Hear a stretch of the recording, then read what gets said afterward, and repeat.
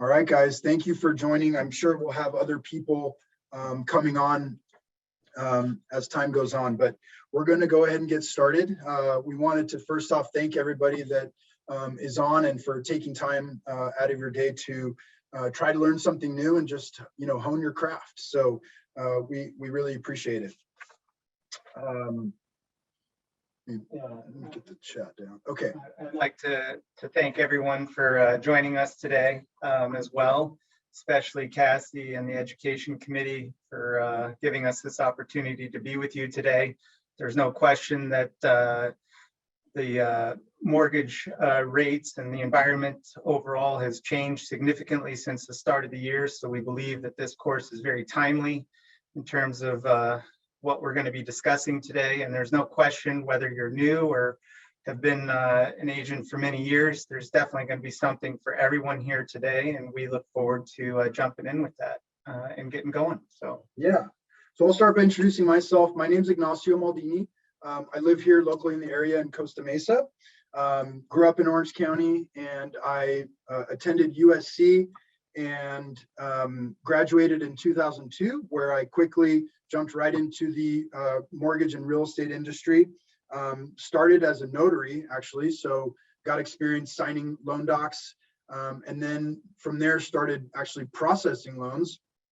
And then after that, actually did some residential real estate for a couple years. And in 2004, went to work full-time for William Lyon Homes, where I was there actually for 15 years and primarily did purchases. I would say it was like 95% purchases. So over the course of 15 years, I've worked with a lot of buyers and was really great experience. And in 2019, Jason and I were working there together, and there was just a lot of change that was on the horizon, and we decided to leave and start TrustLink Mortgage. And we've this month actually is our 3-year anniversary. It's been a great run with the market that we've seen in the last few years, and we've had the opportunity to help a lot of buyers, and it's been really rewarding. I'm married to my wife Christina, and my son is 17. He's actually graduating high school this week, so we've got some college plans coming up, so that's exciting. And yeah, like I said, I love my job, and I think the most rewarding thing is just meeting so many different people through the loan process. You get pretty intimate with people's finances and their life and stuff, and it's just cool to be able to meet these people and not just work with them through the closing, but after, and have them be a referral source for us. It's really great. So I'll pass it over to Jason and let him introduce himself. So I also graduated from USC back in 1997 now, with an emphasis in business and real estate finance specifically. So kind of incredible that Iggy and I both came from there at the same time, roughly, and from the same background as well. And here we are today. That's right. Licensed as a real estate broker since 2006. I've been in the mortgage industry since 1997. Got my start way back when the 125s were very popular for second mortgages. Worked in call center environments for I would say pretty close to a decade before joining William Lyon Homes in 2007. And from there, ultimately being in a position where I've grew within the organization to ultimately managing the mortgage operation for William Lyon Homes for 10 years before departing at the same time Iggy did to form TrustLink Mortgage. It's been obviously an incredible journey in terms of the mortgage experience that I've had to where we're at today, and it's just been very rewarding, specifically in our own business here at TrustLink Mortgage, just having the opportunity to work with so many clients who have really formed, who I've really formed relationships with now in many cases. So it's very rewarding and something that I'm very, very proud of. I live in Laguna Hills with my wife, Ashley, and our 2 daughters, Claire and Carolyn. They also graduated. Clara graduated from 2nd grade today, and Carolyn graduated from kindergarten. So they're off at the beach having a good time, and very proud of those 2 little girls. So I would just say that for me, to echo what he said, I love what I do. It's very rewarding, challenging at the same time, but also, just keeps you learning. And one of the things about our business is it's always changing. And, that's something that just sits very well with me. And I would say that of all the types of transactions that I work with, first-time home buyers are my favorite. There's nothing more rewarding and satisfying than helping them get across the finish line and see their dream of home ownership come true and be a part of that. So pretty rewarding to be a part of that part of the process. So onward. All right, guys. So enough about us. We want to take this time to see if you can just hop into the chat, take one quick second to just comment on your own experience. We'd love to know who our audience is and understand how long you've been in the industry, whether you're a 10-year veteran or you're new. Maybe just put a quick comment and let us know if you've been in the industry for a year, 5 years, 6 months, whatever it may be. That way we understand what your experience level is, and we can maybe take the time to elaborate on certain things more than others. So while we're doing that, we're going to just jump right into the agenda of what we're going to cover today.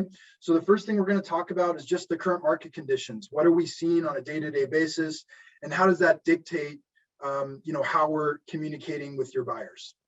From there, we'll just kind of reaffirm what are the benefits of home ownership. It's no doubt that we're in a challenging market. Rates are going up, prices are at record levels, and your buyers might be questioning, why is it a good time to buy now? So it's just a refresher on what the benefits of home ownership are. From there, we'll take a look at the pre-approval process.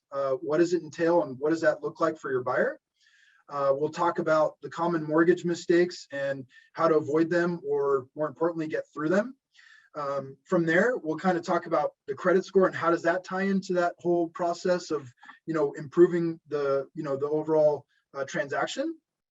And then we'll kind of finish off with a general overview on what the lending process looks like, what the different lending sources are in today's market, what the programs are that are available to your buyer. And then we'll kind of finish it off and summarize, why is it important to have a mortgage partner, and what part do we play in all this, and why does it matter to establish that relationship with somebody? So let's take a look and see if we've got anybody on the chat here. All right. I don't know if you want to unmute and just talk, that's great too. We'd love, if you want to turn on your camera, don't be shy. We'd love to interact. So doesn't look like we've got any comments here, but it's fine. We welcome everybody, whether you're new or you're a veteran in the industry. So let's just jump right in. And just to add to that, along the way, you might want to stop us to explore something further that we're discussing. We'll by all means try to address that right there on the spot, or if it's something in a little bit more detail that we would need to get to, we could certainly pick it up and follow up with you after the meeting today. So keep that in mind. All right, guys, so let's jump right into the current market conditions. So I think we can all agree that the most prevalent thing in today's market are the interest rates. We've seen from December to now a pretty aggressive and quick increase in rates. They've almost doubled, and that's definitely impacting affordability. And we're going to let Jason kind of go through an example and take a look at where rates are now and where they've been historically. Yeah, so what we're pulling up right now is a chart. This is from Freddie Mac. This is provided on a daily basis, but it's a weekly survey of rates from various lenders. And what you see here, what we're looking at, is a one-year look as far as where rates have been and where they're at today. So as you can see, and hopefully my mouse is visible to you, but where I'm at is off to the left side of the graph, showing you where it begins back June of 2021. And you can see that rates were pretty much flat all the way through the remainder of the year up until the point that we got into January. And January was when the inflation was no longer transitionary. it was certainly something that was more spoken about and real. And here we are with what has taken place since that early time in January to where we're at today. You can see the sharp rise in rates through that period. And one thing that I do want to note here is off to the very end of the chart in the graph, you can see that the rates are actually starting to settle across the 30-year fixed product, the 15-year fixed, and also the 5-year ARM product. So hopefully this is a sign that things are settling for the time being. But as you can see in the next slide here, this is a different view, a 50-year view of rates. And clearly you can see, where we're at today with rates is still unbelievably low in the grand picture of overall rate history going back 50 years. And you always have stories, or you hear of people talking about, remember when rates in the 80s were exceptionally high? Well, here it is. So clearly we're not there by any means, and we're definitely on the other end of that spectrum when it comes to rates. So again, historically low from a historical perspective. Yeah, go ahead. I think one thing to point out, if you take a look at the 12-month view, you can look at it and have some sticker shock and think, wow, that's pretty bad. Rates have gone up quite a bit. But when you zoom out and look at historically, you can kind of put your own personal experience and give your buyers some perspective. I know for me personally, I bought my first home in 2005 on a 5/1 ARM, and the rate was 5.875. So when you compare that to today's 5/1 ARM of 4%, it really puts things into perspective, and you think, wow, we're still in a really good rate environment. So that just puts things into perspective for your buyer that, yeah, rates have gone up dramatically in the last 6 months, but historically we're still kind of scraping along the bottom with regards to rates. Yeah, and one thing that I want to just mention here is off to the right-hand side, again, you've got the 30-year fixed, the 15-year fixed, and the 5-year ARM. You can see the difference between the 30-year and the 5-year ARM, and you see almost or just over a point in differential in rate. So it's pretty significant what the pickup is now looking at ARMs. And given this market changing as significantly and as quickly as it has, ARMs are certainly starting to see more attention. And we'll talk about that here in a moment. But before we do, we want to look at a real live example with you and show you the impact on affordability. So this is an actual buyer that we closed in December, and Jason's going to kind of walk you through, had that buyer waited about 6 months, what the impact of these rates would have been. Yeah, so as you can see, the purchase price was just over $1 million. The borrower was putting down a pretty sizable down payment, and the loan amount here was $647,200. The payment, or the rate that we locked in at on December 10th, 2021 was 2.92% with no points, and the principal and interest was $27.01 per month.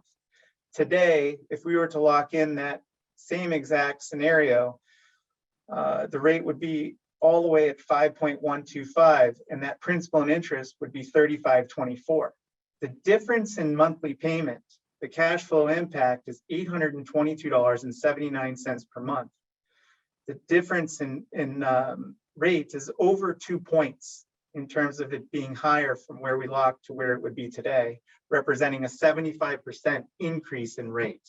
Yeah, so what that means in dollars, and maybe to make a little bit more sense, is had this buyer waited, in order to keep the same principal and interest payment with the increased rates, they would have had to bring in an additional $151,000 to close to keep the same payment. So definitely a huge material difference. And again, to the point that Jason made, this is kind of evidence as to why ARMs and adjustable rate mortgages are making kind of a resurfacing with these increased rates. And one thing that we also wanted to point out, in the chat, there should have been a link. I'll actually paste it in there now. There are some handouts that we provided to you guys. So if you click on the link that's in the chat, I'll pull it up now so that you guys can see. There is another version essentially of the example that Jason just covered. This is an example of a marketing piece that we can actually provide to you. I don't know if anybody is familiar with Gabriella. She's one of our referral partners that we work with. We do a lot of business with her. And this is an actual example of a property that is an active listing in Mission Viejo. And it's listed at $1.049 million. And, you know, based on today's interest rate, if this buyer were to wait 6 months, you can see that the interest rate goes from 4.75 to 5%. Obviously, this is a forecast. We don't know if rates will go up that much, or maybe they'll go up more. But one thing that Jason's example didn't take into consideration is also the potential appreciation on that property. So not only is the rate going up, but now they're having to pay almost $50,000 more or $52,000 more for this property simply by waiting 6 months. And you can see as it carries out over a year and 2 year and 3 years, the price keeps going up and the rates are forecasted to continue to go up. So what that means is that, you know, your buyer is essentially losing out on the potential for this appreciation and the gain on the amortization of the payments that they could be making over the life of this loan versus making rental payments. So this is just one example of the marketing pieces that we can help you present to your buyer to maybe help them overcome the hurdle of, you know, why buy now, right? And if you scroll down, there's other pieces that you can look at, but this is another one is, you know, again, we're mentioning the ARM versus the fixed. This is just a clear illustration of, you know, what the current rates are on the fixed versus what the rates are on the ARM, and how does that translate into monthly payment savings. So obviously, you know, with the rates going up so much, as Jason mentioned, you've got almost a full point differential from the fixed to the ARM. So it is making a pretty material difference and helping that bring that affordability back down. So let's get back to our presentation here.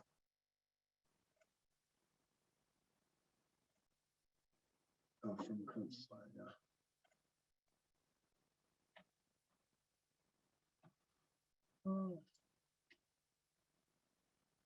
So what I wanted to talk about next here is the ARM comeback that we've been speaking about. And over the last 12 months, ARM usage has gone from 4% to 13%.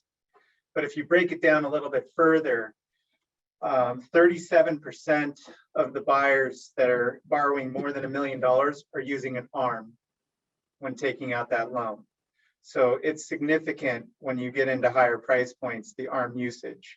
Then it falls materially, you know, between 400 and $1 million, it's only a 10% usage at this time. And then furthermore, if you drop it between 200,000 and 400,000, only 4% of the buyers taking out those loans are using ARMs. So you certainly see it being more common on the higher end, higher loan amounts, and specifically Orange County is certainly taking advantage of an ARM when taking out a mortgage at this time. Yeah, so you know, that's kind of like the rate environment, how it's impacting your buyers. But I think what we've seen over the course of, you know, 2021 and still a little bit this year, it's starting to maybe change a little bit. But what we've been seeing with the low inventory, the low rates has resulted in an unprecedented amount of activity on listings. You know, the days on the market are extremely low. The amount of offers, I think, is reached record levels. And, you know, it's putting immense pressure on your buyers to feel like they need to maybe put themselves in a compromising spot to be competitive. You know, waiving appraisal contingency and even waiving loan contingency. So it's definitely a challenging time. You know, we've heard the words buyer fatigue. I've even heard, you know, realtors just say that, you know, they're burnt out from all the offers that they're having to put in before they're even able to get some traction on getting something accepted. So it's definitely something we're all dealing with on a day-to-day basis. And we want to try to provide you some tools to counter that. So what does that mean for everybody? Yeah, we're going to walk through that here as we continue, but ultimately we want to be well prepared to best serve the client.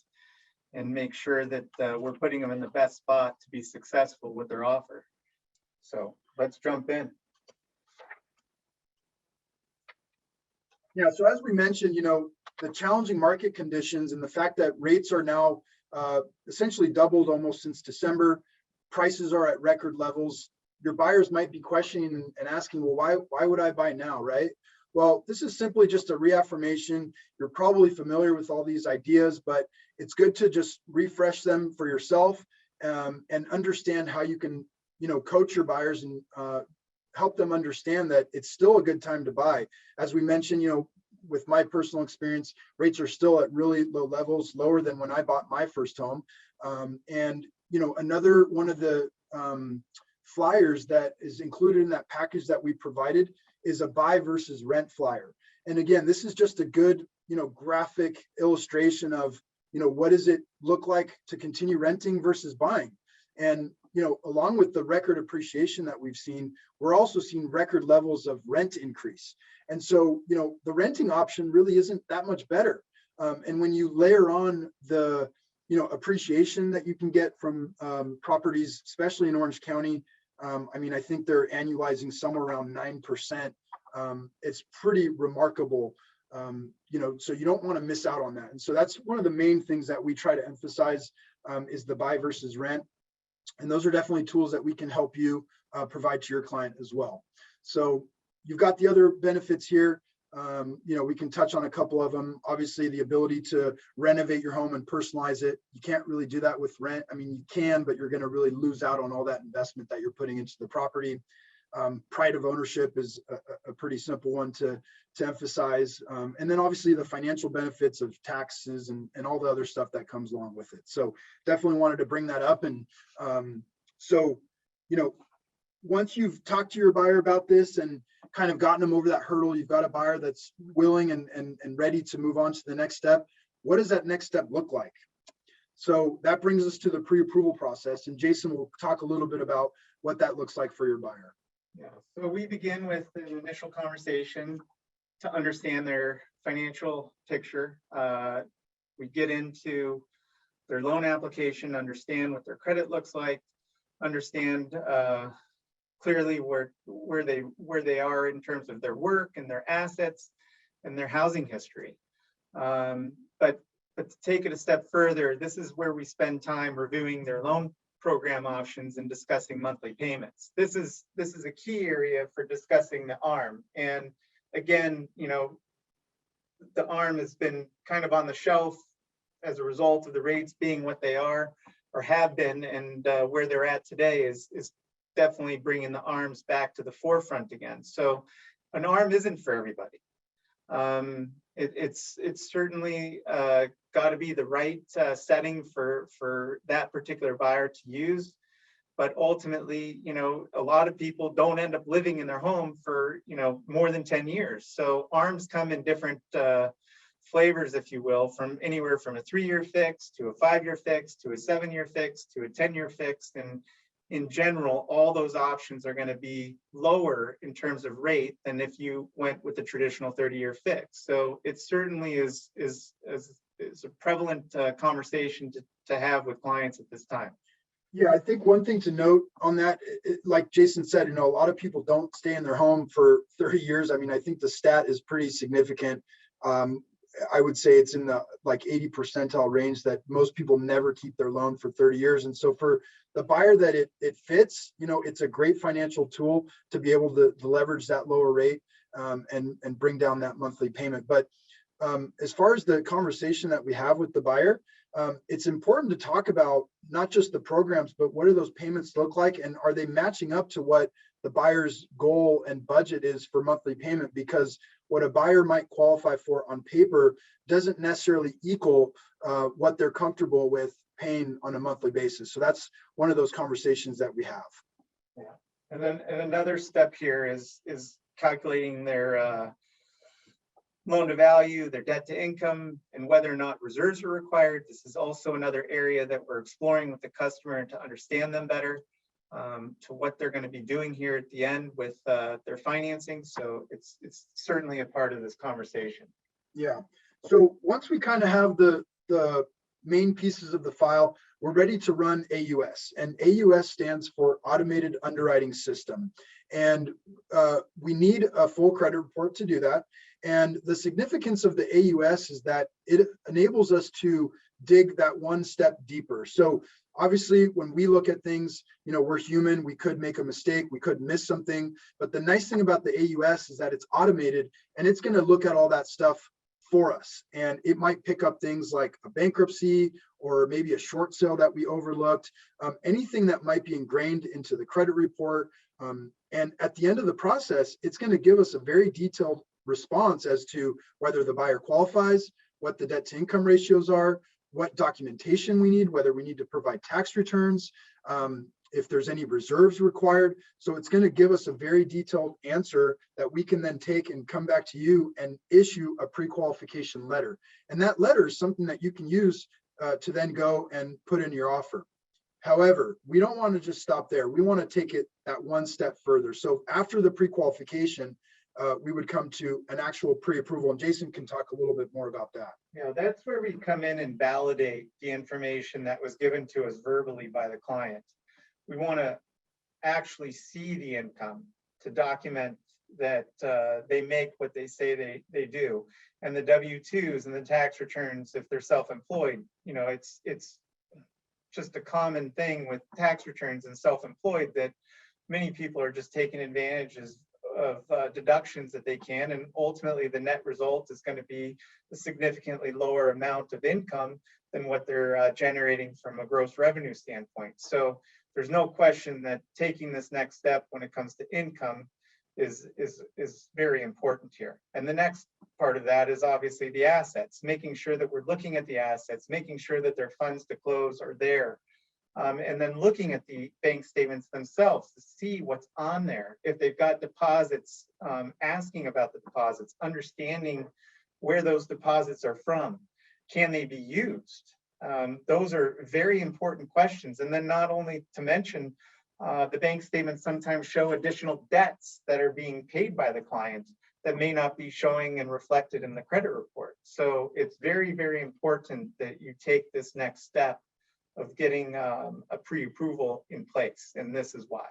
Yeah, so let's just recap. Pre-qualification is essentially just us getting an application verbally from the client and then running it through the system, and that's pretty much it. And that is enough for us to be able to determine whether the person qualifies. The step beyond that would be pre-approval, where we're actually going to collect documentation from the client and validate the income and the assets that they've given us verbally match, right? Where we can actually show and document that those things line up. But there's more. So we don't want to just stop at pre-approval. And, one of the things that's kind of driving this is the market. And it's kind of the basis for a lot of what we want to emphasize today is the next thing that we're going to talk about. So before we do that, we wanted to just kind of reiterate what are the benefits of getting pre-approved. So so aside from just making sure that we have a clear picture and roadmap ahead of us of what the buyer qualifies for, it's important that we know this and they know this and you know this before you start going out and showing homes and the buyer gets all excited to look at something when in actuality it's not going to work. Yeah, we all know what gas prices are today, and we don't want to be driving around showing homes that they don't qualify for. So essentially, nobody wants to be wasting their time. So and throughout the pre-approval process, just by nature of what it entails, we're going through this research of figuring out what potential issues we might uncover. So that's just part of the natural process of the pre-approval is identifying any potential issues and addressing them before you start putting in offers, whether it's seizing of funds, or maybe you have to identify a cosigner, or maybe you just have to bring up the credit score. And that can, depending on what the issue is with the credit, whether it's just paying off some revolving debt, or maybe it's having some time to pass after a late payment or something. So all these things you want to identify up front. And so that's really the main reason why the pre-approval is so important. So the next thing that we want to talk about is the TBD approval. So you start with the pre-qualification, you can move on to the next layer, which is the pre-approval, and then you get to the TBD approval. And what this is we're going to actually take your buyer's file along with all the documentation that they've provided, and we're going to actually submit it to one of our lender partners to go through the underwriting process. And all of this can happen even before you've identified a property. And the main reason for that is to be able to have an approval in place. And that way, when you guys are writing up your offer, you can confidently waive your loan contingency and not put your buyer in a compromising position. And you can make that offer more aggressive and more attractive and essentially even make it look like cash, right? Yeah, you're competing with cash at that point. And not only that, you know, because the loan has already been underwritten, you're in a position to close almost as quick as cash. You know, a TBD approval should be really a 14-day close, if not a touch less from there, because all we're needing is an appraisal, possibly, and the contract. Right. Yeah. So the faster closing, I mean, I can't, emphasize enough that with this TBD approval, you guys can then also go in and not just waive loan contingency, but you can also shorten the other contingencies like inspection, potentially even waive it with the waiver, which we'll talk about, but also shorten like the loan contingency or waive it altogether, which is just going to, like Jason said, result in a much quicker closing. Does anyone have any questions or comments about pre-qualification versus pre-approval? Yes, what is TBD stands for? To be determined. Great question. So in the mortgage industry, we love our acronyms, and TBD is just to be determined, meaning that we don't have a property picked out yet. Great question. Okay, so that means that before the buyer identify a property, you still can do the completely underwritten. That's approval. right. That's Okay. correct. Yeah, we can have a full underwrite before a property is identified. So once we identify the property and you have an executed purchase contract, we would essentially just go back in, submit that to the lender. They would attach the address to your already existing approval, and then you would move forward with the loan process from there. Okay, thanks. Yeah, you're welcome.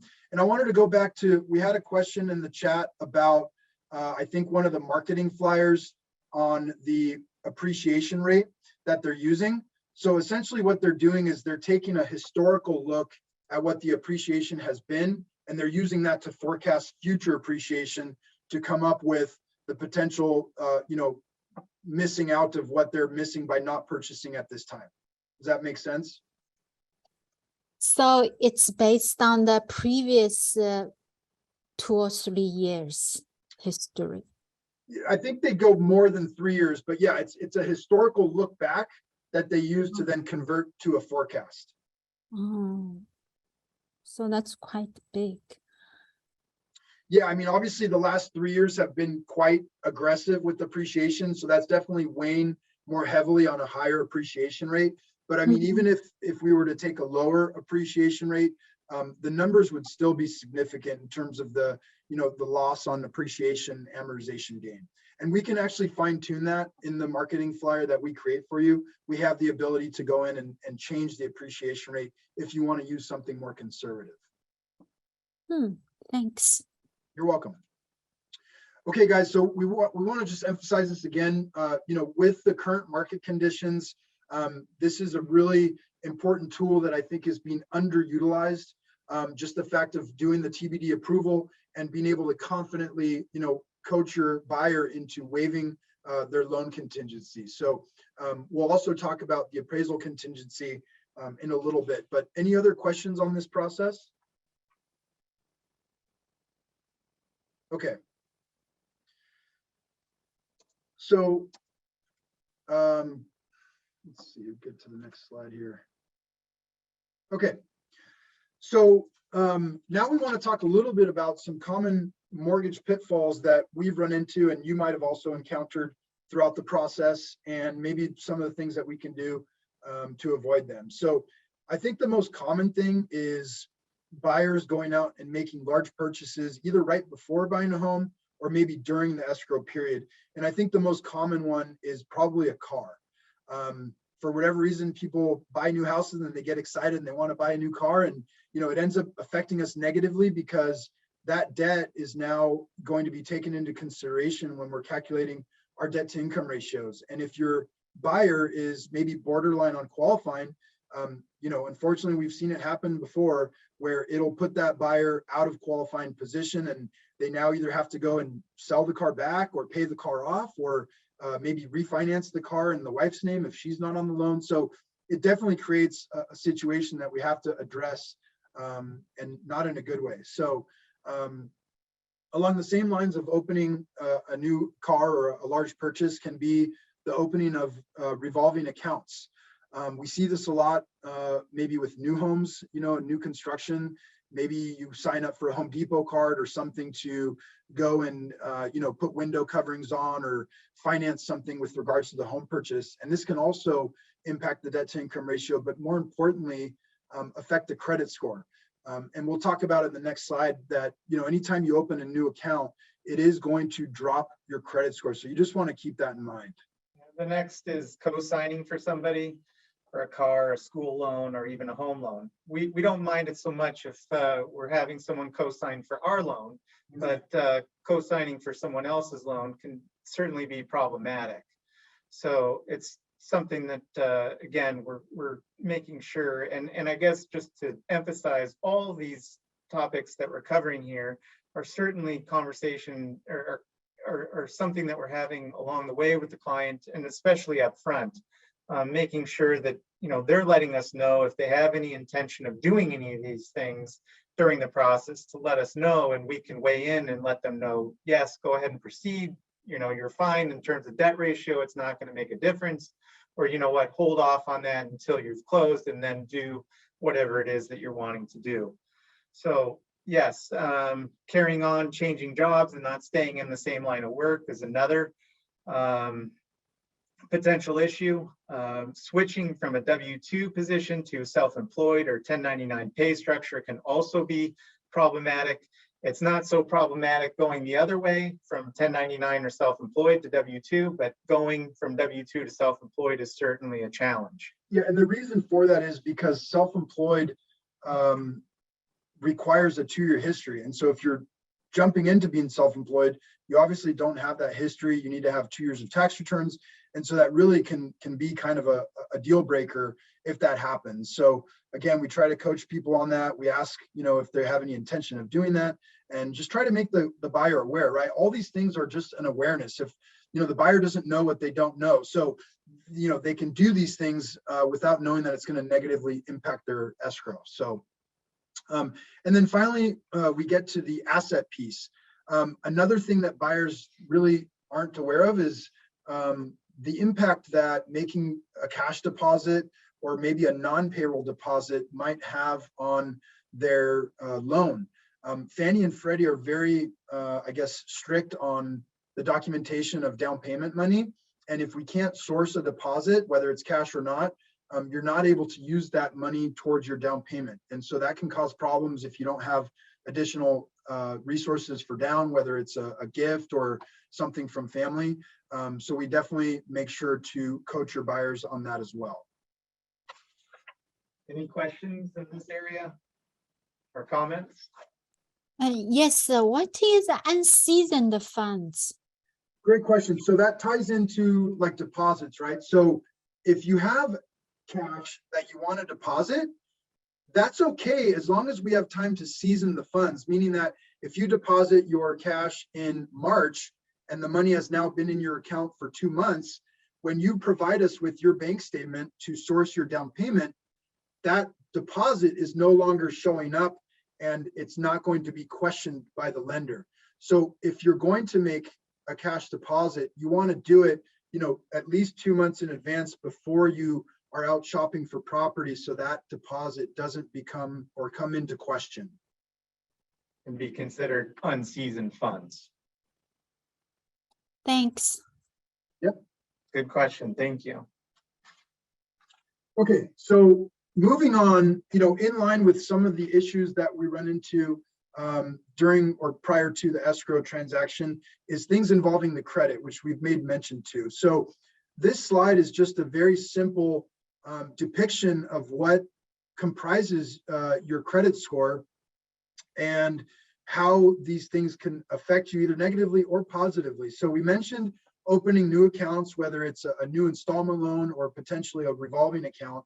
And you can see that new credit and your amount owed together makes up 40% of your credit score.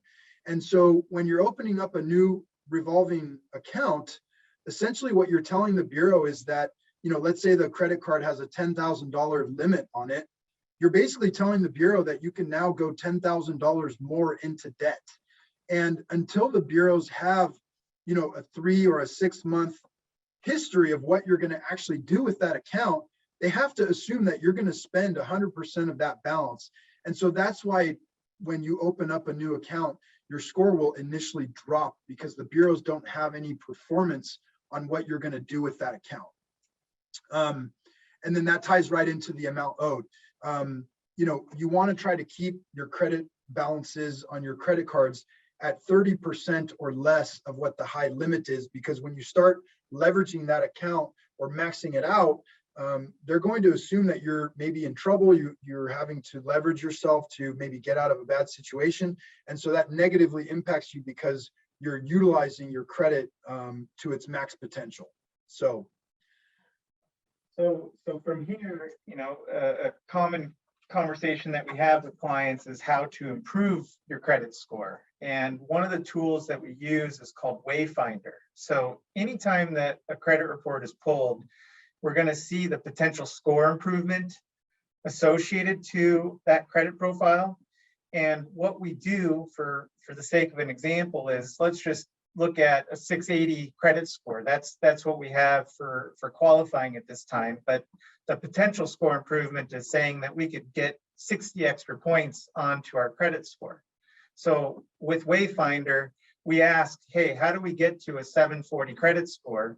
And Wayfinder is going to come back and tell us, pay off this bill or pay down this bill or pay, something off completely. It's going to be a variation of suggestions that ultimately, if the borrower is going to do that, we can be in a position to request a rescore to try and obtain that 740 credit score. And ultimately, a higher credit score means a better rate. Yeah, I think we've already looked at the example of what the material difference is on rate. And so if we can help that client secure a lower rate just by working on their credit either before escrow or during the escrow, that's a conversation that we have with every client. And some of the things that we do are, potentially you could add the buyer to an authorized user account. That would maybe help them increase their credit history or their credit length. Another obvious thing is just paying bills on time, but also, reducing the amount of debt that you owe is one of the key things that we look at to potentially improve the score. And, going back to the awareness piece is, most buyers sometimes aren't aware of what's on their credit. And so one thing that we advocate is for you guys and your clients to check your credit at least once a year. And you can do that by going to annualcreditreport.com. And, a lot of times we run credit and we go over maybe a late payment or a collection account. And most of the time, buyers don't even know that it's on there. And so you can't fix something that you don't know about. So just being aware of what your credit looks like is really the first step. And I think that's one of the big misconceptions that we have is when we're doing a pre-approval is that it's going to negatively impact your score, which it can, but only if they've already gone out and run credit with other lenders. But a lot of times, running the credit puts us in a position to help clients improve their score, not bring their score down. So that's a really important part to this whole process. Any questions on credit?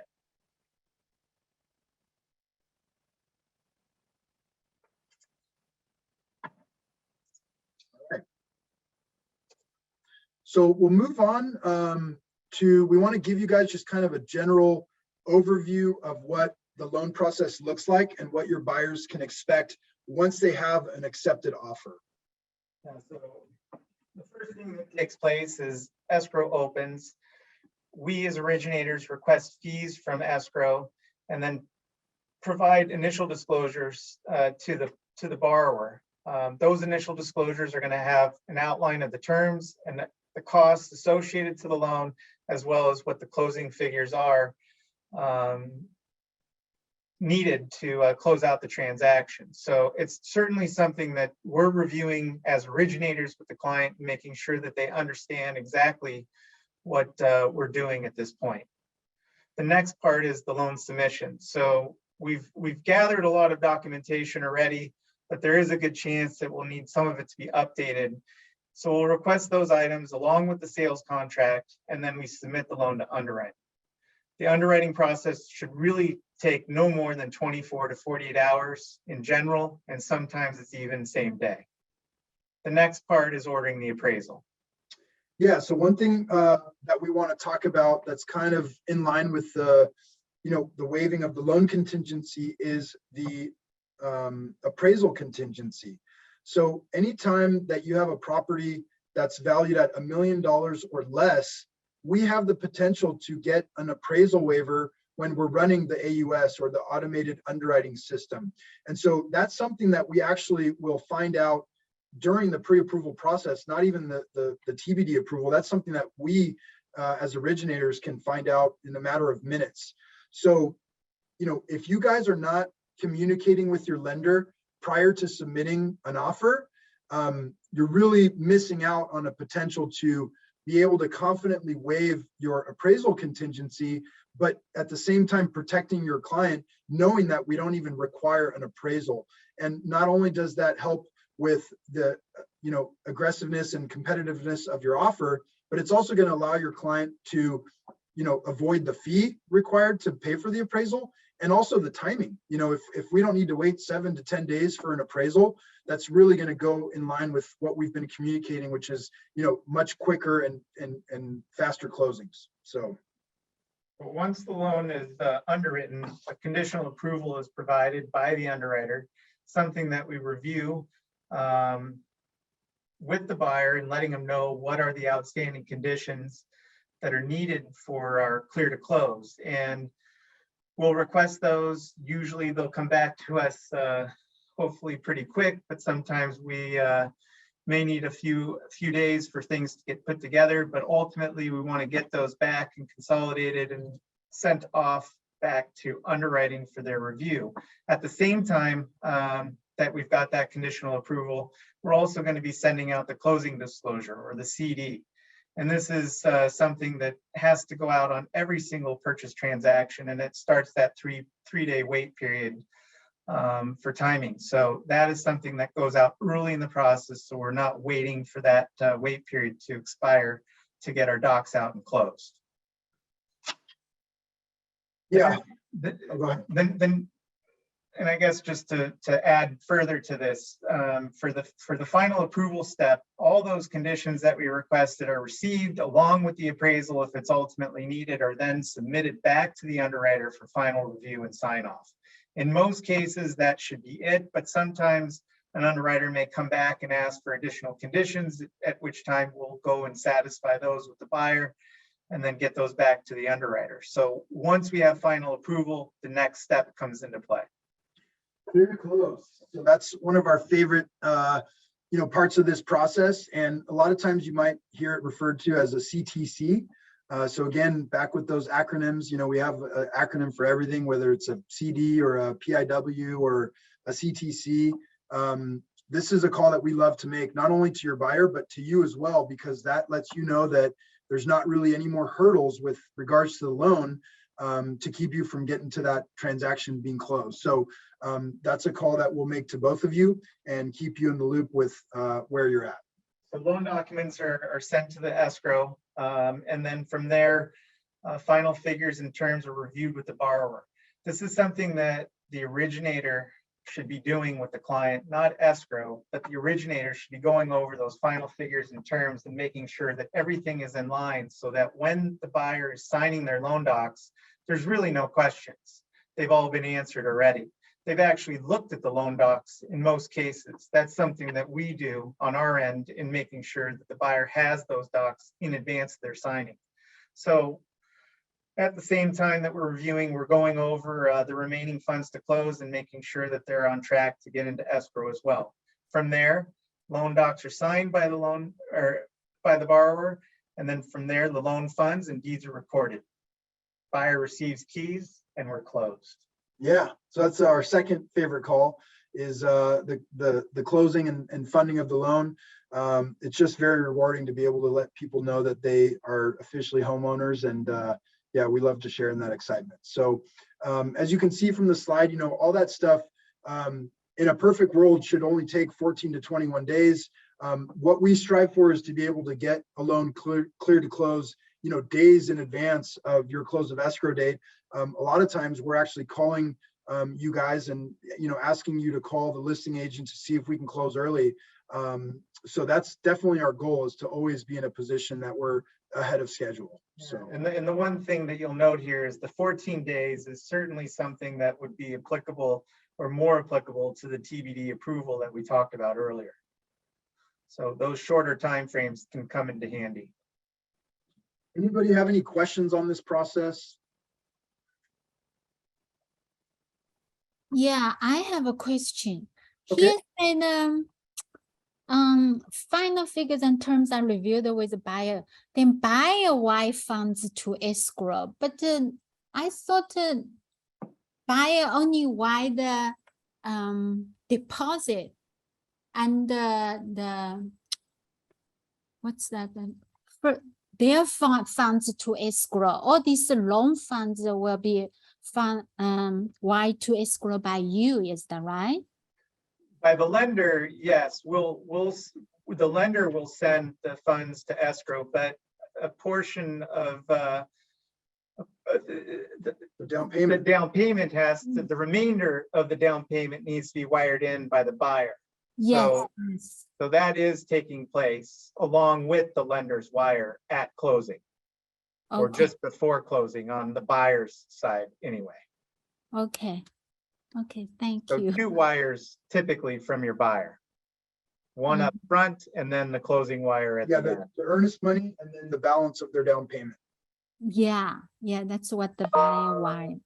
Yep. You will wire the loan to the Yeah, escrow. the lender wires on the day of closing. So if you go 2 lines down, when the loan funds, that's when the lender will wire the proceeds of the loan to escrow. Oh, okay. Good. Thank Yep. you. Yeah, you're welcome. Good question. Okay, so we've kind of covered what the overall loan process looks like. Now let's talk about, what are the different sources for financing and where are your buyers going in today's market to get a loan? Yeah. So before starting out here and jumping in, why don't we just mention that Iggy and I have been a part of all 3 of these various channels, both at banks, at mortgage bankers, and today in our current setting as a mortgage broker. So we have experience with all 3. When you start with banks and credit unions, you're familiar with them by name, of course: Chase, Wells Fargo, Bank of America, School's First Credit Union, to name a few. And where they are definitely specializing in terms of mortgage lending is in the portfolio jumbo products and the ARM lending as well. Typically, banks cater to their high net worth clients and want to keep them. And one way to make sure that happens is by incentivizing them with below market rates when it comes to jumbo financing.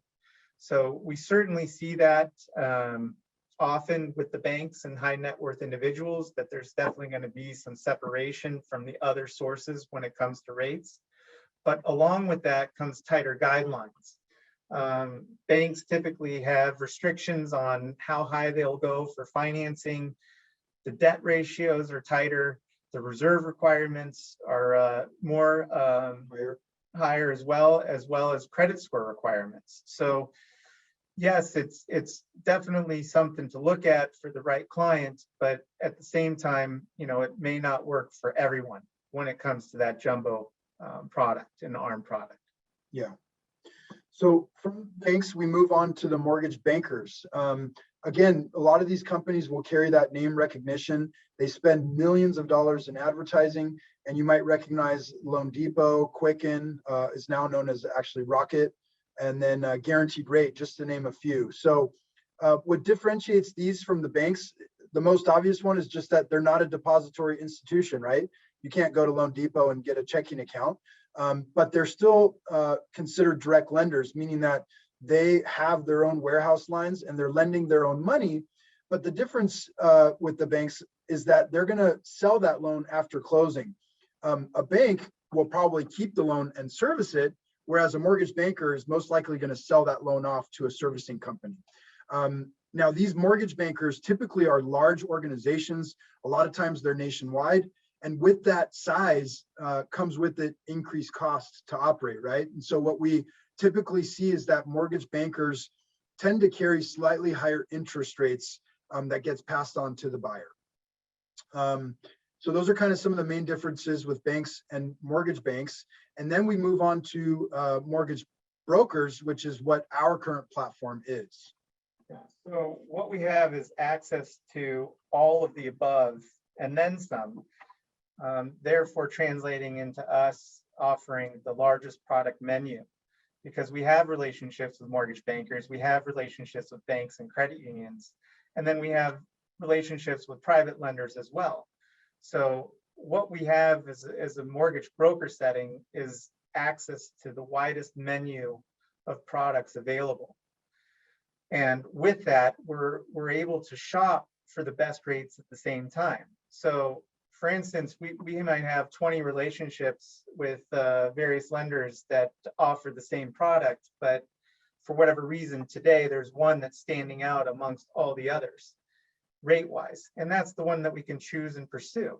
So it gives us the ability not to be tied down to one particular lender, but to actually shop for the best rates for the buyer.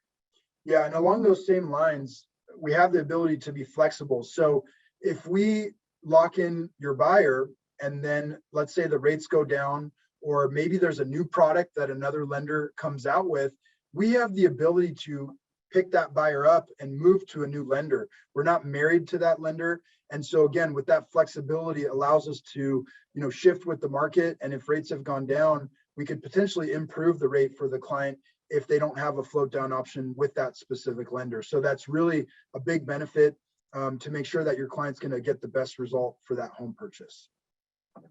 And another thing is that, as a mortgage broker, we're local to your market. We're affiliates of OCAR. We love supporting their realtors and we live in the area, right? So we've done tons of transactions here. Chances are that we've worked with a lot of the different realtors in the area. And when you're going out and submitting your offers with your pre-approval letters, chances are that the realtor on the other side has seen our name and maybe even worked with us. And so when you have that comfort level with somebody, we feel like it does make a material difference in the possibility of getting that offer accepted. And we've seen it happen before.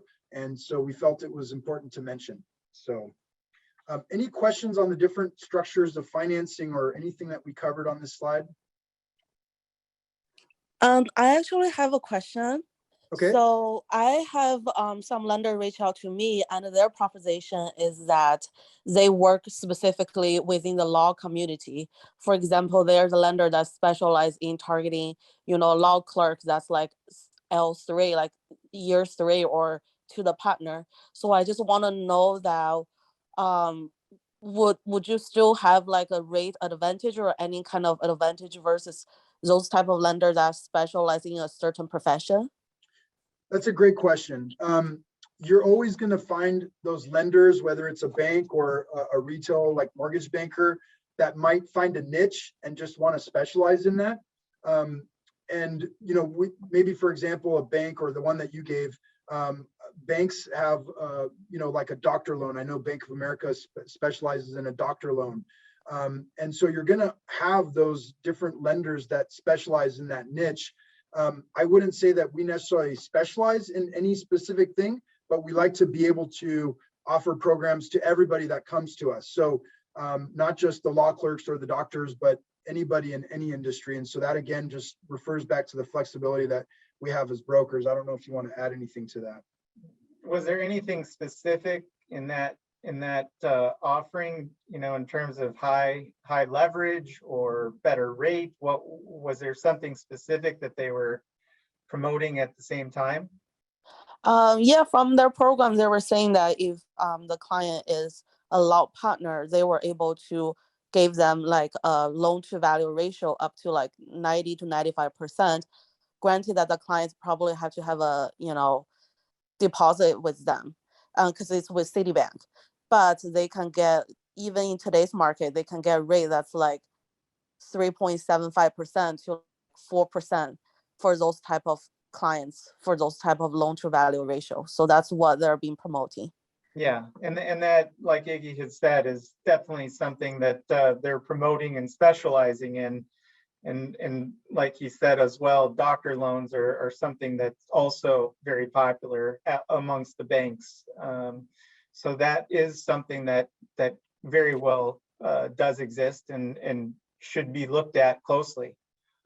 Yeah, and one thing that we'll touch upon before the presentation is over is just the fact that we understand that, we might not be able to capture 100% of the buyers that come across our desk. And that example that you provided is a perfect one because, Citibank is going after that niche. And, we want to be the first to tell you if a buyer comes to us and we don't have a program that they're asking for, we're going to refer that client back to you and try to preserve that relationship, right? The most important thing is that you're still able to get that buyer across the finish line, even if it's not going to be with us. So. Well, thank you. I appreciate that. Yeah.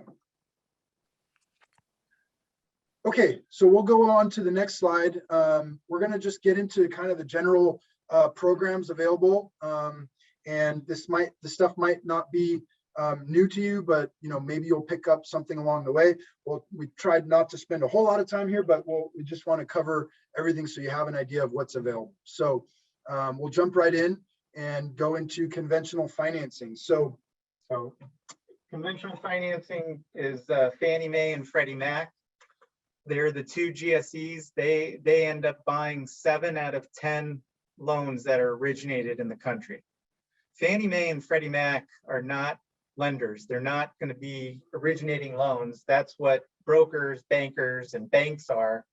We're basically the front for Fannie and Freddie that place their loans or originate their loans for them. So ultimately, all they're doing or wanting to do is collect those payments from their servicers.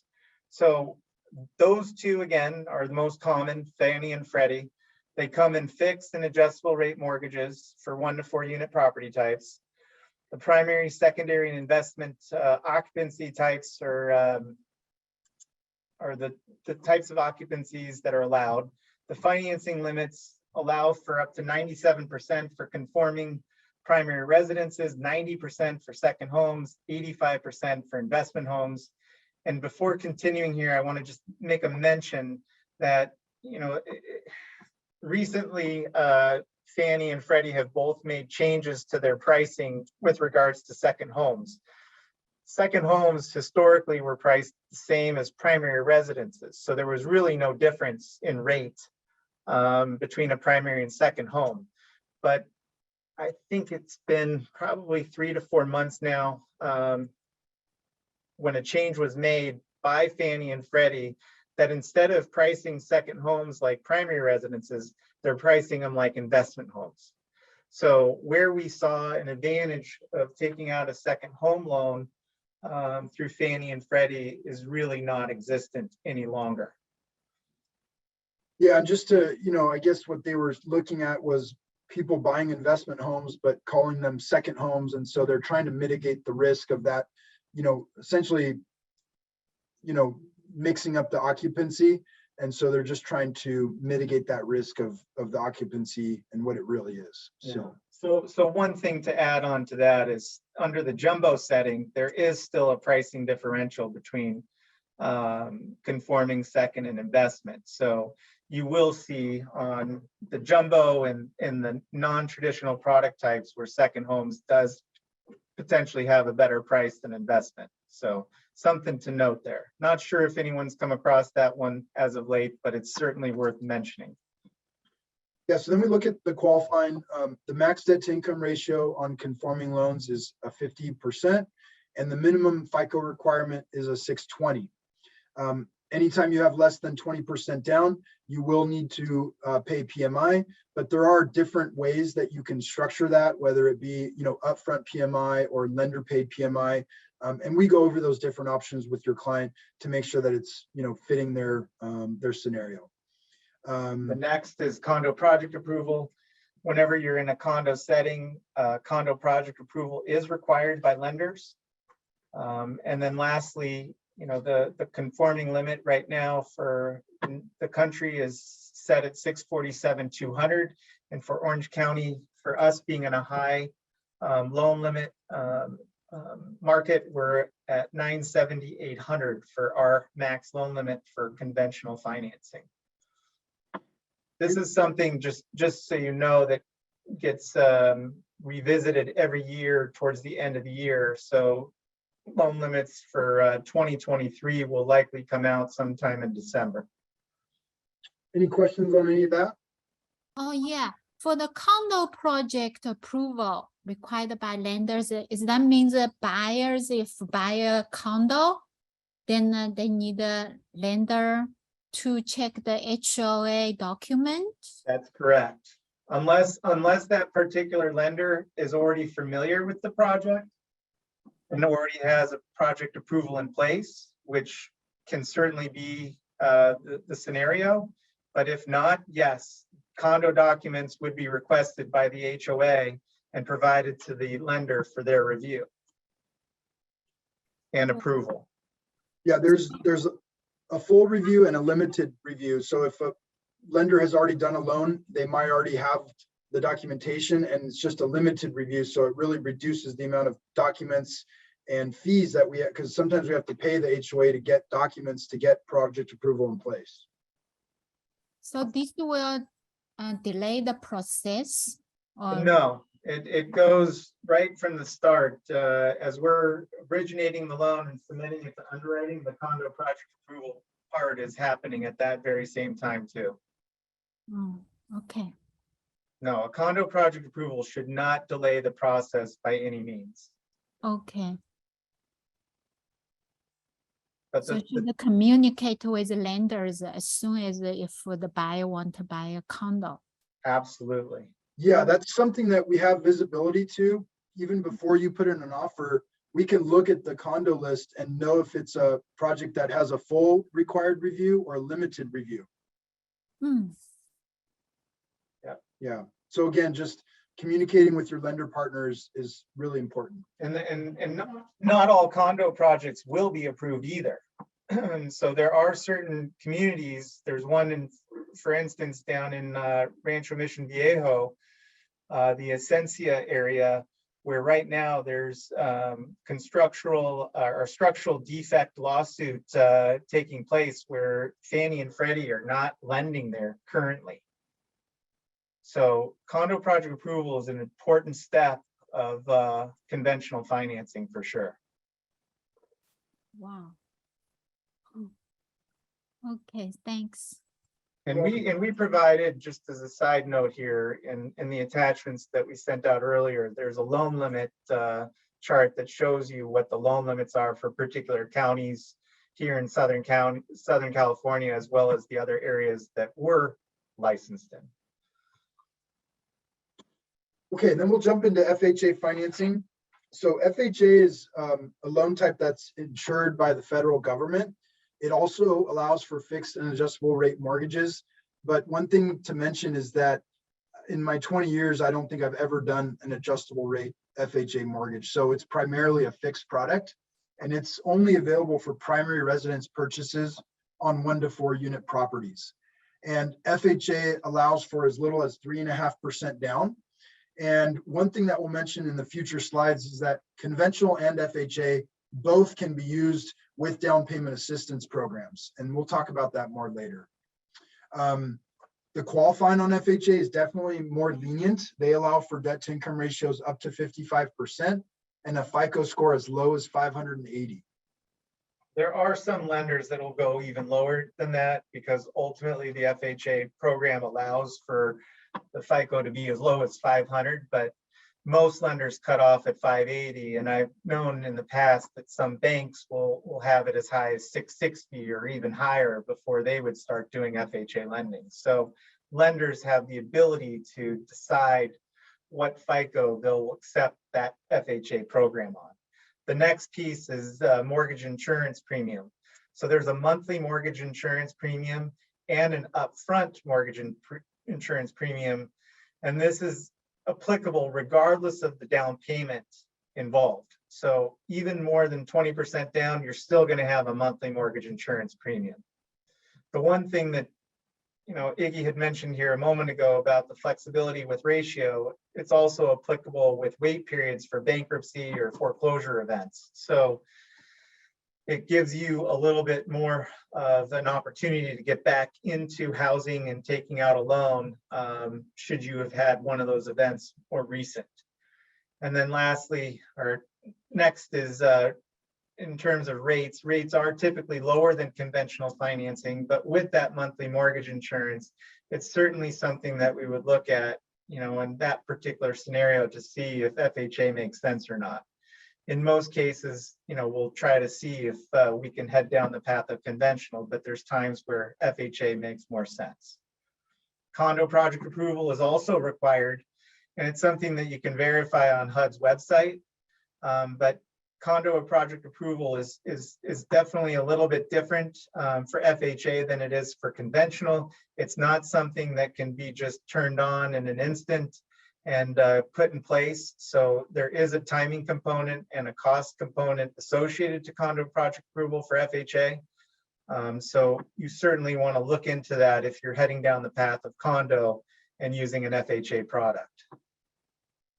And then lastly, you'll note that, you know, the FHA loan limit in Orange County does coincide with the conventional high balance limit, but you'll see that the national limit is much lower, around 420,000. So if you look at the first page of the handout that we provided, you'll see in which counties that applies to. So you definitely want to keep that in mind as well if you're looking at FHA financing in counties other than Orange.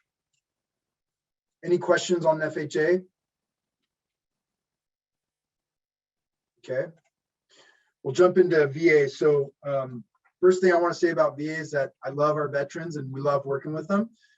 We feel like it's a great product if it is available. Obviously depends on if your borrower is a veteran or not, but it's available to veterans, people that are currently in the military serving, or reservists, and also select surviving spouses. It comes with your fixed and adjustable rates.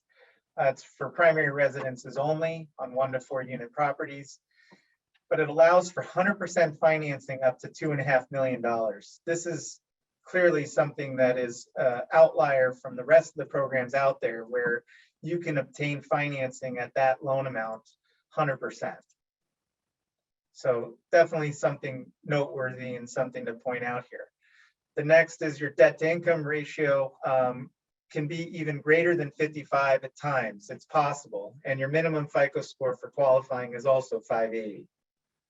Yeah, so one thing about VA is that they don't have mortgage insurance. In place of that, you have the VA funding fee, but that can be waived if your veteran has any type of disability rating with the VA. So definitely something that we ask them if we're going down that path to make sure that we can waive it if possible. And then finally, interest rates are also significantly lower than conventional financing. So anytime that a VA loan is an option, we definitely prefer to go with that route. So it's definitely good to be aware if you're working with a veteran that that's an option. Condo project approval also required and verified at the website provided there. The difference with VA condo project approval is that once it's in place, it's in place. It does not expire. So that's the good news about VA project approval for condos. And lastly, you know, there's no question that, you know, there's a lot of veterans out there that may or may not realize what VA financing looks like today. So it's certainly something that we want to know when we're talking to a client, is whether they're VA eligible or not. But it's certainly something, as you can see here, very advantageous from a rate perspective, from a financing perspective, from a qualifying perspective, and they're just as fast as any other loan, if not faster at times. So it's a great product to be aware of and offer. Yeah, and there is a question on the loan application that asks your buyer if they are or have ever served in the military or any of the armed forces. So it definitely comes up during our conversations with them. Any questions on VA?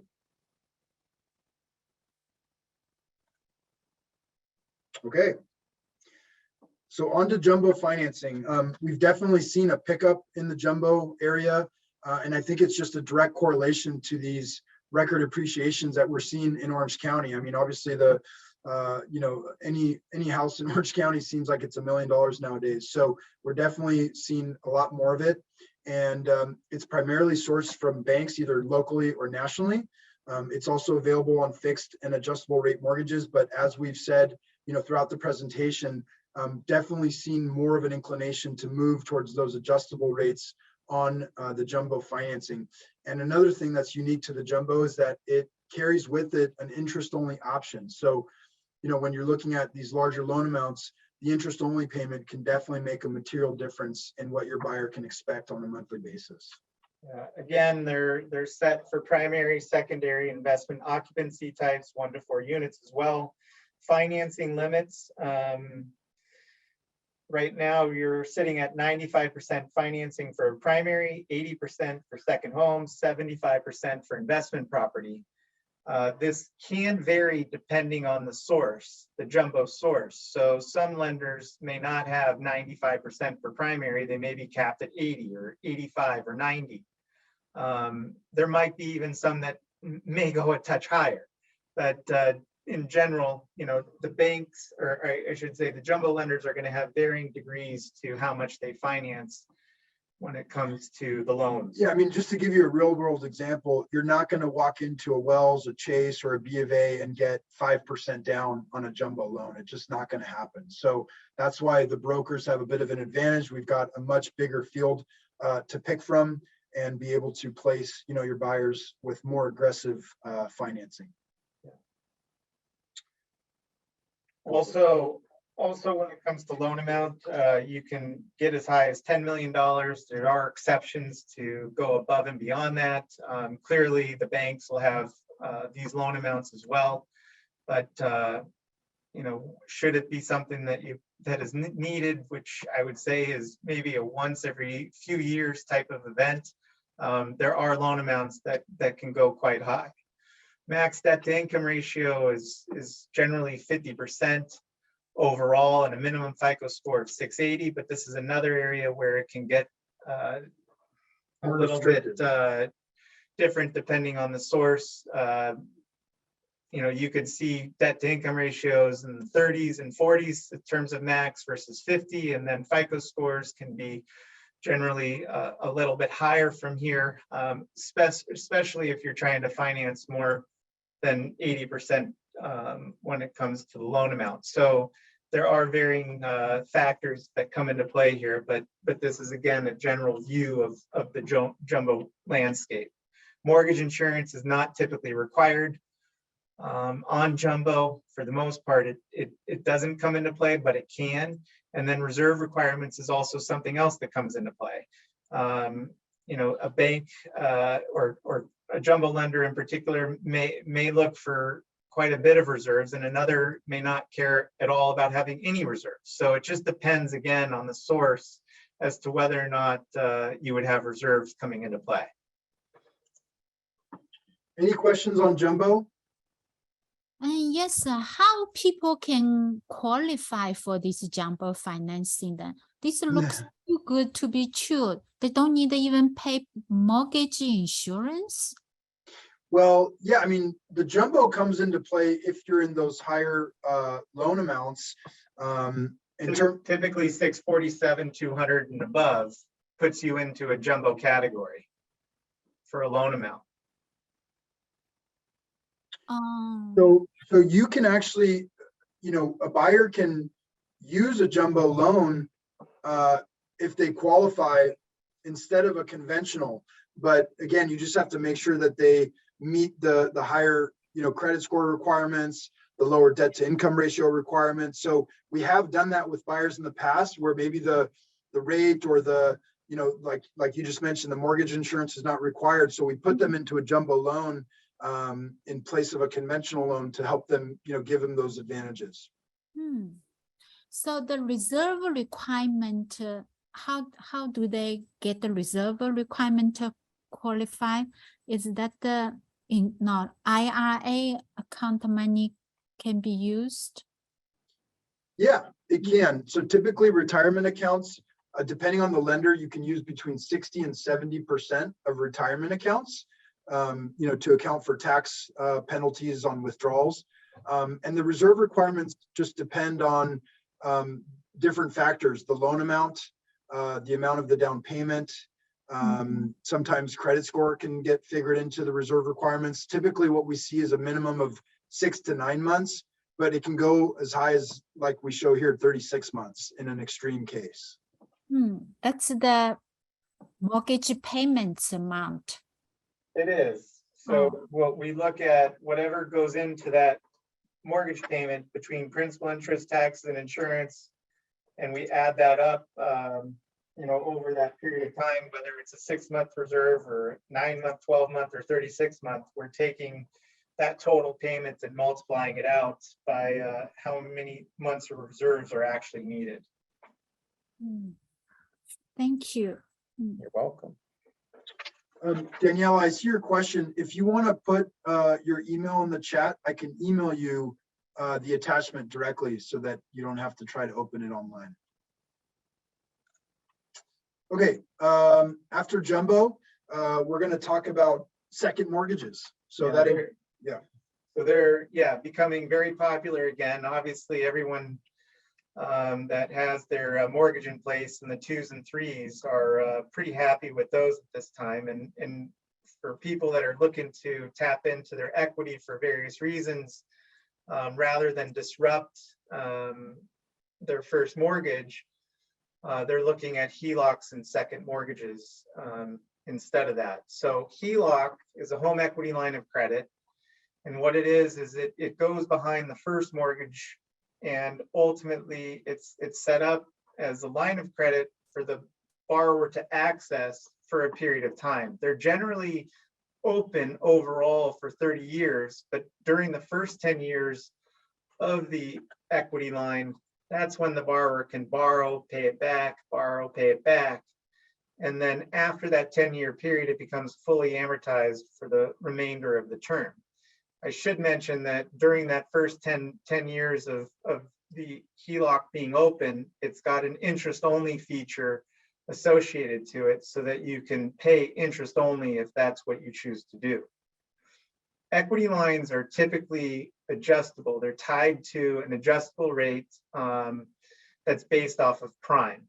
So anytime that you hear that the Fed is meeting and changing rates, they're changing the Fed funds rate, and that has a direct impact on HELOC rates. So what we just experienced here in May with that 0.5 point increase, that is already reflected in the HELOC. So with HELOCs, they can adjust on a monthly basis, and they adjust for the duration of the loan. And they can also go, in most cases, as high as 18%. But as Jason mentioned, yes, they're monthly adjustables, but they only adjust when the Fed makes a change to the prime rate. That's correct. And they're typically not changing every month. So the other option is a fixed second mortgage. And this is what we traditionally look at for a loan in terms of we borrow X amount, and then we have it set up on a term for X amount of years, anywhere from say 5 years to 30 years. And that payment that is made will ultimately fully amortize the loan and pay it off at the end. So in both cases, these can be used for purchase money, but also in a standalone setting as well. So with it being purchased and what we're discussing here right at the moment, we'll talk about that a little bit more further. Yeah, so the purchase, essentially you could, structure a loan with a first and second, and that can come into play in several different scenarios. One of the most common reasons that we use it is to get around or to eliminate the need for mortgage insurance. So instead of doing a loan for 90%, we would structure the first at 80% and then put a 10% second behind it to eliminate that mortgage insurance. Another time that this comes into play is when you're looking in other counties, for example, Riverside or San Bernardino, when you have the lower county loan limits that you can't, put the full amount needed on the first loan, you can chop the first loan down to the conforming loan limit, or, let's say it's the 420, and then you can put the second behind it to leverage a higher amount and not need to comply with that county loan limit. So we use that quite a bit. Yeah, it helps. And to further expand on that is if a borrower is not qualifying with a jumbo loan in a particular county, but they're looking for higher leverage, but they don't qualify for some reason, we can always look to see if we could split it up between a first and second and still get them there in terms of the leverage that they're looking for. So that's why we bring in a HELOC or a fixed second mortgage into the conversation. That's right. And the home equity lines and the fixed seconds go down to a FICO of 540, and you can leverage, 640. And you can leverage all the way up to 97.5% of the value of your home. So they'll go quite high on the loan to value. So one of the things that we've covered here is the use for both purchase, but also we wanted to mention the standalone option, which is again just someone that's looking for equity out of their home for whatever reason. They can do a standalone equity line or a standalone fixed second, and what they could use that for is what you see here in terms of using it for emergency funds or access to emergency funds, home improvement, down payment, debt consolidation, or child's education. What we see it used for a lot is certainly that down payment aspect for someone that's looking to buy another home. One way to get the down payment necessary for that is by using equity out of their existing home via a equity line or fixed second mortgage. So it certainly can come into play and be used for future purchase. Any questions on any of that? Okay. So we'll go on to talk about some of the more alternative or niche products that we're seeing in today's market and how that can benefit your buyer. Yeah, starting with interest only, which again is something that's available through jumbo platforms. It's also available through the alternative programs that are out there that are the non-traditional programs. There's also 40-year terms available out there versus the traditional 30-year terms. But the one program that is most common in the alternative area is the bank statement loan. This is for self-employed borrowers that don't show enough income on their tax return to qualify, but they do have significant income or sufficient income going through their business, and it is reflected on bank statements. So the lender is going to look at those bank statements and look back either 24 months, 12 months, or even 3 months of bank statements to see if there's sufficient income to qualify for a loan. So definitely something that I'm sure you all have heard about, but it does come in a variety of options, as I had mentioned here, between 24 months and all the way down to 3 months. Yeah, so that's the bank statement loan. We use it almost on a daily basis, I would say. The next option that we have is the debt service coverage ratio, or otherwise known as a DSCR loan.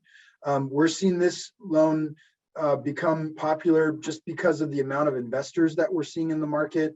With the record appreciation, they're really trying to capitalize on that and really trying to snatch up as many properties as possible. And so one of the characteristics of this loan is that it doesn't have any maximum to the amount of properties financed that the buyer has. When you compare that to Fannie and Freddie and even VA and FHA, there's definitely limits to the amount of properties they can have loans on. So that definitely opens up more possibilities for them. And it's really only looking at the subject property. We don't care if they're employed. We don't care what their income is. All it's looking at is whether the rental income is going to cover the payments on the loan. And in some cases, you don't even have to have that. As long as they have a 25% down and a 740 credit score, the rent doesn't even have to cover the mortgage payment. So it's definitely a very easy loan to qualify for if your buyer, has those characteristics.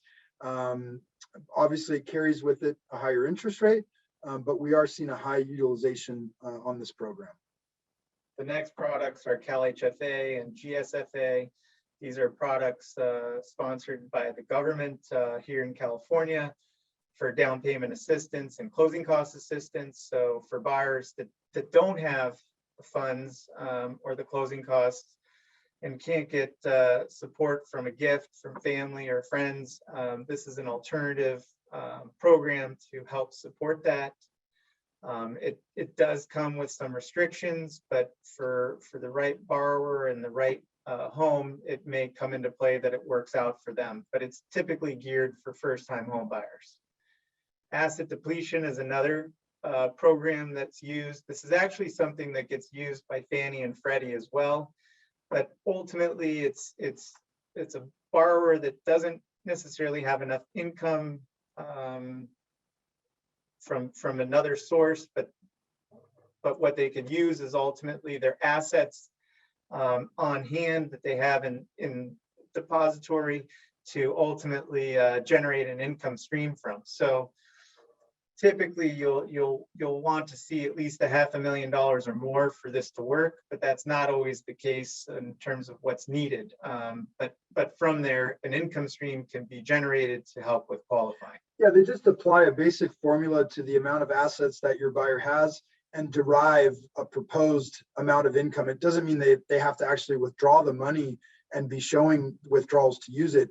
They're just applying this formula to use it as income to qualify.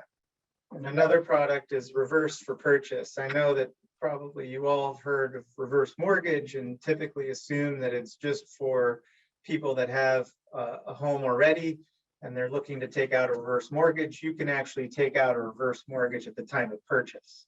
So a little bit different product than what you would think it'd be used for. But again, that's something that only applies to folks that are 62 years of age and older. So there is some restrictions associated to taking one of those out. I think the next two items that we wanted to discuss is the lock and shop and the long-term lock. These are really becoming quite popular, especially the lock and shop. What it means is essentially a borrower can lock in today's rates and still be shopping for a home. There's no upfront cost to do so. It's something that they can take advantage of anywhere from 60 days to 180 days out, and it comes with a float down option. There's no cost to do this lock and shop either. There's no upfront cost. So it's a bit of a no-brainer for people that are looking for homes right now, especially on the conventional Fannie Mae and Freddie Mac programs and some of the government programs. This comes into play. It's not for everything, but for the right buyer, and especially someone that's very sensitive to the rates. This again is just an insurance policy that your rate's not going to go up on you while you're shopping for a home. Yeah, what it does essentially is just eliminates a big source of anxiety for your buyer that, they're out competing for properties and submitting offers. And we know that that's really stressful and challenging. But now you also have this component of rising interest rates. And so that essentially just takes all that off the table with the lock and shop. And they don't have to worry about the rate anymore because they're already locked in. So now they can focus just on the property search, and it really should help alleviate you as well because you're not having to deal with that additional piece of stress. So, and then long-term locks. This is mainly geared towards new construction where a home is not built, it's in the process of, and ultimately, it allows for you again to lock in an interest rate for up to 360 days. It typically carries a float down feature as well. But it's certainly something to consider again in today's market of rising rates. Any questions on those two? Yes, for the long-term locks, do these only apply to new constructions, not as? No, for any property. it's typical for for new construction, but it can be used for resale as well. Then what's the meaning float down with float down? Is Yeah, that- so if rates, let's just say that we locked in today at 5.5%, Mhm. and 5 months from now, rates are better. They're at 5.25%. We have the option of floating down to that market rate at that time, once we're within that window of being able to float down. So we could take advantage of an improved rate. Okay. How about if the buyer's financial situation also improved in a year, where the interest rate on his profile also decrease, also float down? Yes, well, it depends. If the buyer, if their qualifying situation has changed, that might entail us to, pick up the loan and switch to another lender altogether that might carry better terms for that buyer. So because there's no upfront cost for the long-term lock, we're not, obligated to stay with that. That's nice. Thank you. Yeah, so we just wanted to give an example of the programs that are out there today and just let you know that as a broker, we do everything that we can to exhaust all options for your buyer to qualify, whether it's just as simple as looking at, a cosigner, or getting more involved, with the self-employed borrower and, offering the bank statement loan. All these options are out there, and we could probably include 10 other slides with all these other niche products, but these are some of the ones that are more common and more widely used in today's market.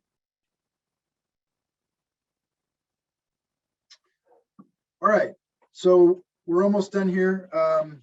Wanted to thank you guys for sticking through us with all that information that we provided. We know that we went over a lot of stuff, and hopefully you picked up at least 1 or 2 things that you can put into practice in your own day-to-day process. So obviously you came here looking to get an overall picture of what the fundamentals of the mortgage process are, and hopefully achieve a more successful or smoother closing.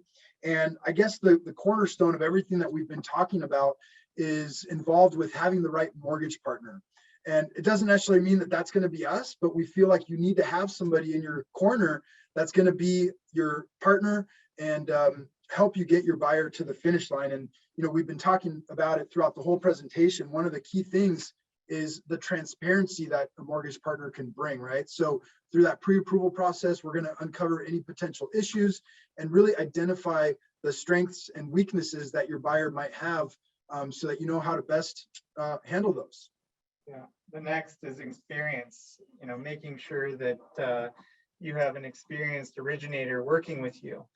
Granted, we all start from somewhere, but especially when it comes to purchase, you got to make sure that you're working with someone that has the experience of understanding what purchase is all about, because it's certainly different than anything else, especially when it comes to refinancing activities. So experience is very critical, and you want to make sure that you're working with someone that has been through it.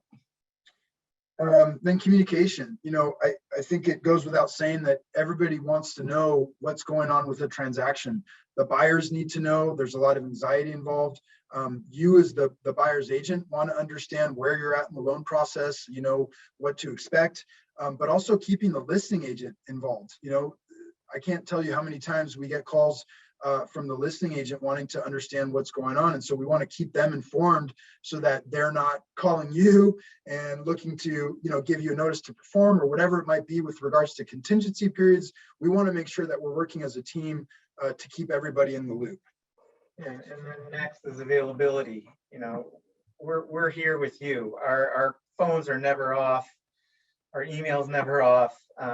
We're working 24/7 as you are, and making sure that we're there to support you anytime that you need us. So availability is key in having the right mortgage partner. We've mentioned it before, just the locally focused, intention that we have is, we're part of the community. We're affiliates at OCAR. We really love working hand in hand with the realtors there. And like I said, we've done a lot of transactions in the area, and there's you know, a high probability that we've worked with some of the realtors that you guys are submitting offers in on. And so I think that name recognition, you know, carries some weight. And then lastly, doing everything that we need to do to execute on time, be in a position to close ahead of time if needed. But execution is key, because obviously we want to make sure we're doing what we say we're going to be doing, and that's something that has to happen to be successful. So execution is no question a big part of this. Yeah, and then lastly, just the relationship and the reputation that goes along with that, right? You know, we're wanting to form a relationship with your buyer, but really the relationship with you is just as important, right? Because if you're, you know, giving our name out as a referral, you want to make sure that that buyer is going to be in good hands. And like I mentioned before, if we can't get your buyer to the finish line, if there's a program that we don't have access to, and we're not going to be the ones to close that loan, we want to preserve that relationship with your client and make sure that we hand them back off to you in a great, you know, position to allow you to be able to close that transaction. And our reputation with that goes a long way. And you'll see that by looking at our reviews on Yelp and Google. And we really take pride in that, because we know that that overall experience is going to lead to referrals. And that's really what we're all striving for. That referral is the easiest way to pick up new business. So we really hope that you guys have picked up something, you know, from the presentation. And, you know, part of our, this is part of our team that we've, you know, created over this 3-year time period. So we would love if you reach out. If you guys have any questions, we'd love to take them right now. If you have any specific scenarios that you want to discuss, or just dig into a buyer scenario that you have, we've got some extra time. We ended a little bit early. But if you guys have to jump and run to another appointment, feel free to call us. And like I said, the right mortgage partner might not be us, but we hope that you guys can identify somebody and work with somebody in the future. But we love to be that partner for you. So if anybody has any questions, we'd love to hear from you. Yeah, thank you, everyone. It's been great spending this time with you, and we appreciate the questions that you had. So stay on here for another minute and then wrap it up. I have to say, Ignacio and Jason, you guys are very knowledgeable. Thank you very much for all the great information. It's been a while since we really had a hands-forward mortgage course for the Realtor members, and you really, I think, put them in the right direction to, if they have more questions, they know exactly who they can contact. We have a number of affiliates, and I appreciate you putting your information in front of the education committee for vetting. And thank you very much for the education this afternoon, gentlemen. Thank you. Thank Thanks, Cassie. Thank you, Cassie. All right, guys, enjoy the rest of your afternoon. Thank you, everyone. Take care.